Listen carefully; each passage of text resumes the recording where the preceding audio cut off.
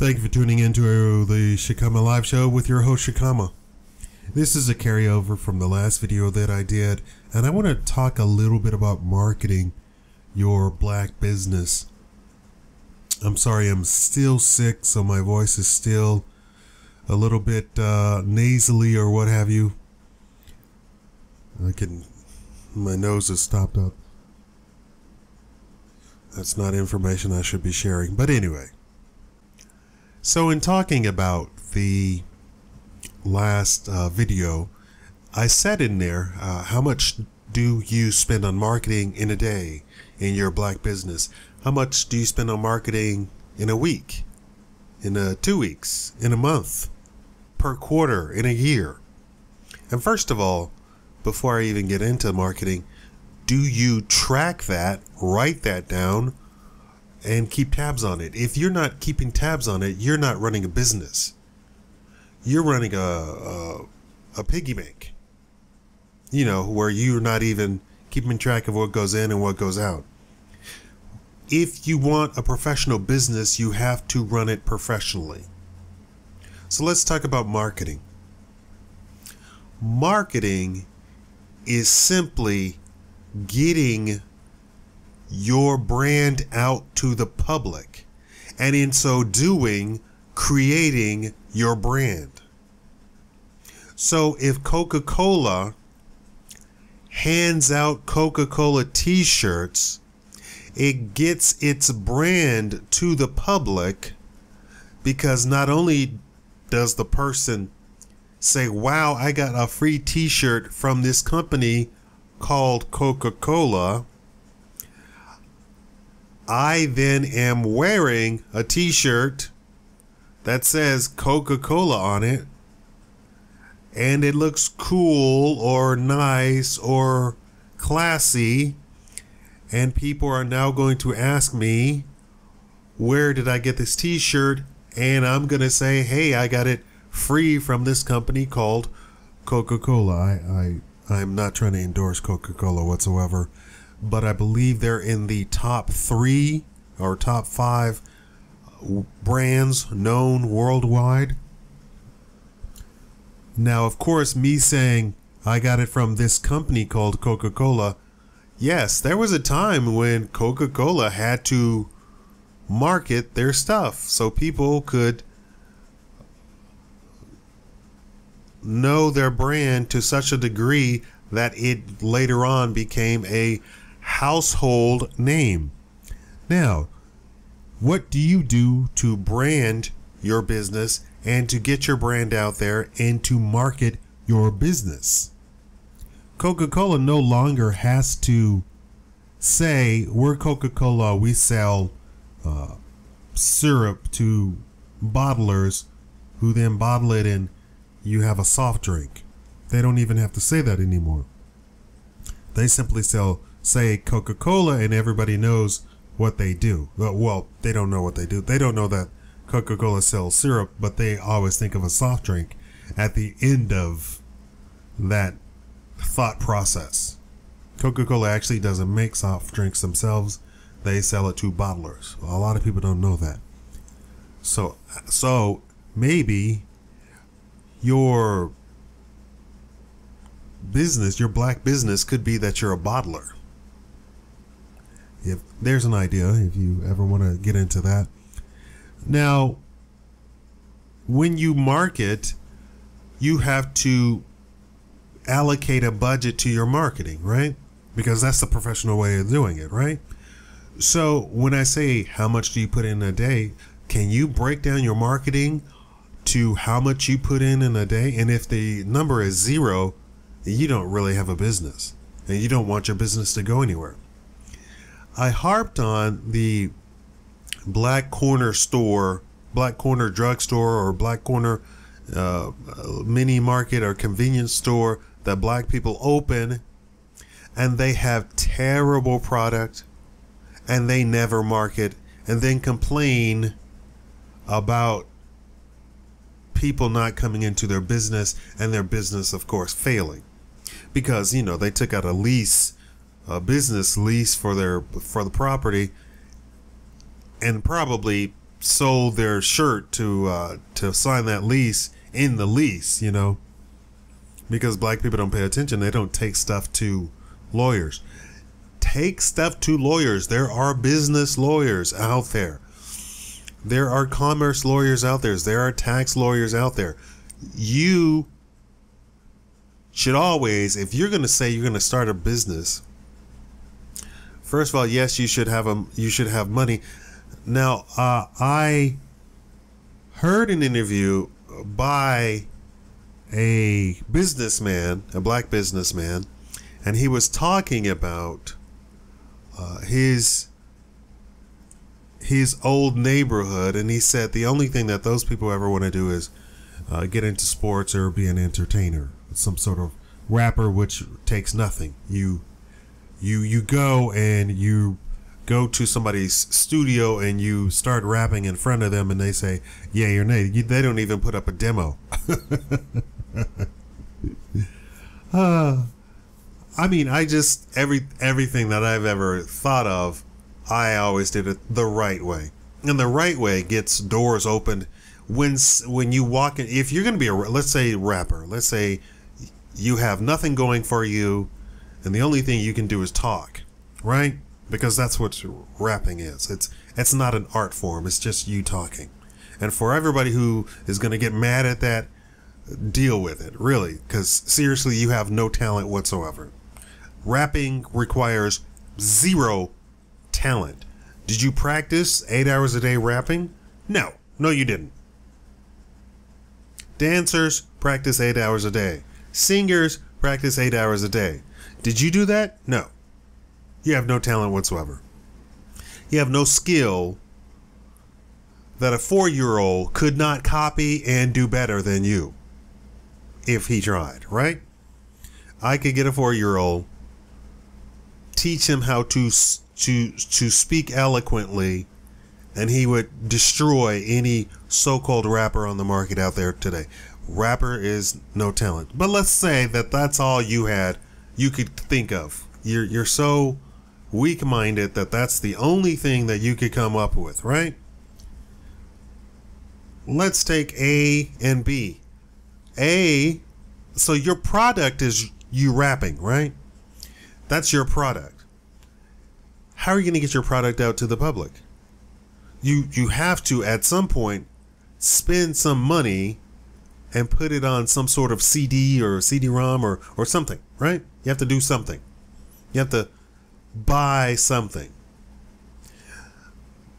And in my other video, I talked about black people just throwing up a sign and calling it a business, and that's really not what it's about. Let's take person B. He makes a demo and he does 30 seconds of all of his raps, and he takes the 30 best seconds out of each rap and he puts it on a demo, and then he starts shopping it around to all of the agents, producers, and record labels.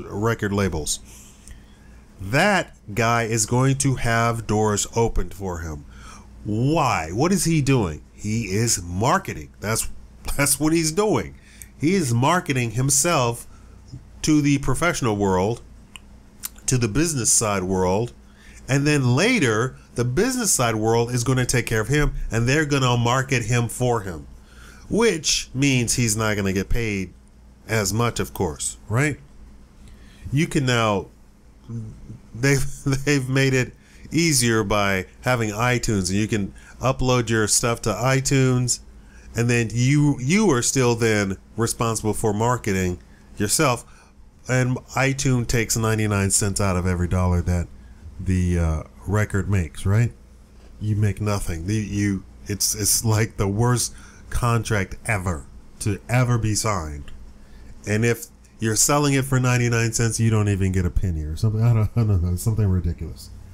Although I know a guy who made, $100,000 on his first record on iTunes, but that means he sold millions and millions of records, right? On iTunes. It can be done. A lot of people, Billboard doesn't even track that a lot of times, unless they're talking about somebody big names. There's people who do millions of dollars on iTunes, but Billboard doesn't track them because they don't want to destroy the music industry, because that's exactly what would happen. So let's get back to marketing let's say you have a brick and mortar business. Let's say you want to open up a mini mart in your black neighborhood. How much marketing should you spend? Well, at first, you should only take out enough money from the business to pay your rent because you're renting, right? And light bill and power bill, and maybe your mini mart feeds you. So you're expensing out all of the food that you steal off your shelves and eat and consume during the day. And hopefully you're keeping track of that, because that's the professional way of doing it. Then we don't call it stealing, we're just calling expenses. Now, you should have a marketing budget, and you should have a brand. Joe's Corner Store is not a brand. I know it sounds like a brand because it actually sounds like a name of a business, but you want a brand because Joe, first of all, is common. Corner store is common.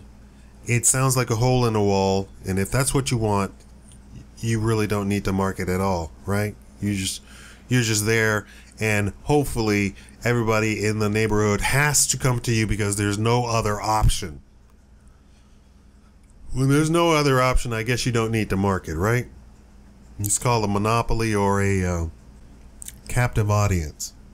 So let's say you can have a Joseph and Sons Bistro or something like that. So you would then market Joseph and Sons Bistro or Joseph and Sons Convenience, something that has some sort of branding to it that is not so common that nobody would even be able to differentiate between your store and the other million stores in the United States that are closely named to that. So then you need to market. And today, if you have a brick and mortar, you need to market inside of the store. You need to market on the outside of the store. You need to hand out pamphlets. You need to give out flyers. You need to give out coupons in the local newspaper. You need to have one of those little black kids go around and stick stuff on people's cars that they can get angry at. Stick up stuff in people's doors that they can get angry at and call you and insult you and threaten to come down there and kill you. And you need to market online. It's a must in these days. So you have to have a budget that will be able to clear all of that. You need all of that. In-store marketing, on the outside, pamphlets, coupons, and online. And all of this, of course, costs money. Marketing for your first few years should consume almost 40% of your returns. That means that marketing comes before profits. So marketing is a necessary expense, and that should come before profit, and then whatever is left over would be the profit from the store.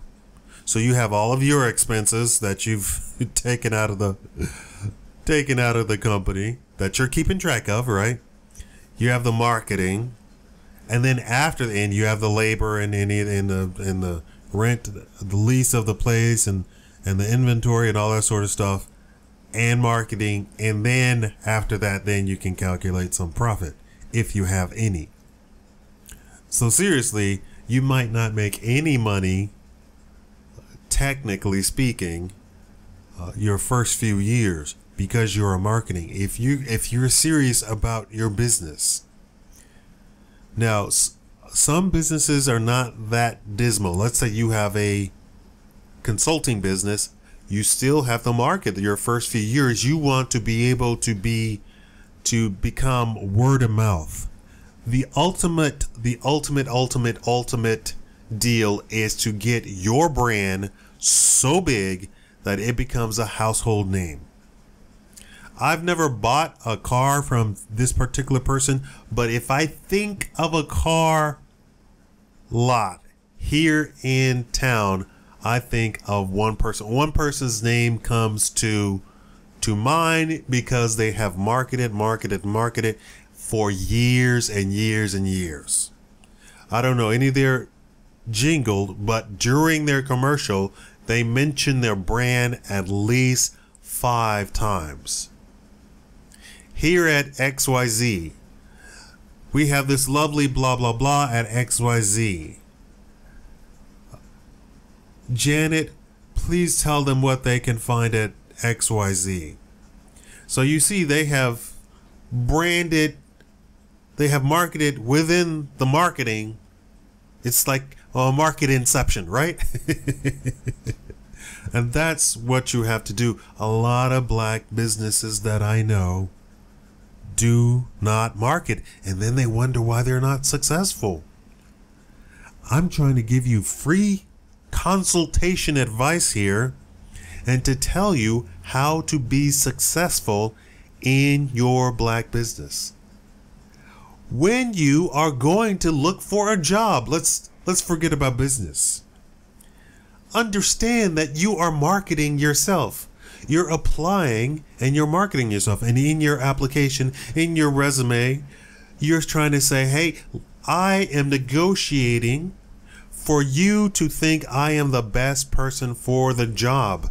You are marketing yourself. When you are going around and doing interviews, let's say that you have some sort of skill, right?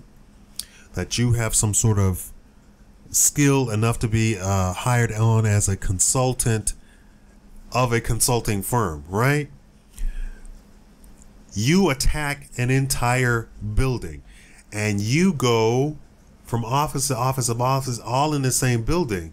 Do you think perhaps if you were solid gold, that maybe, just maybe, the HR people inside of that building would talk to each other and say, oh, I met the best guy. His name is T-Bone Bryson. He is just simply awesome. And all 5 of the other HR managers say, oh, I met him too. Oh my God, he is awesome. Right? Maybe, just maybe, they might start negotiating of who is going to get you, right? You are marketing. That's what you're doing when you're going out to get a job. That's what you're doing. And a lot of people don't understand that. And they say, oh, woe is me. I'm so poor and broke. I have this horrible job. Well, if you presented yourself, cleaned yourself up, presented yourself professionally, and if you had no skill at all, but you could talk people to death, you're marketing yourself. That's what you're doing. So you go from minimum wage to up to $15 an hour because you have understood the process of marketing. For business, it's the same thing. So let's think about that. If a person really applied themselves to understanding that when they're looking for a job that they are marketing themselves, how far could they go with it? They could go over the top. So even without skills, they could land a job that's worth $15 an hour. Why? Because they really applied themselves to marketing themselves.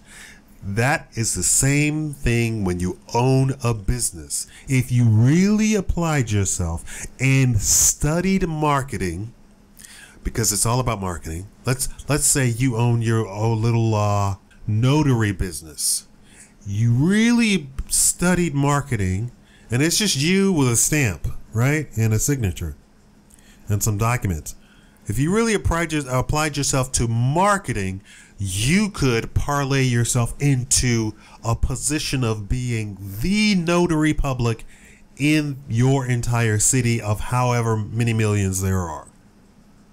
And not only that, you could then open a notary public firm where you are taking a piece of several notaries that are in your building. Because yes, that happens too.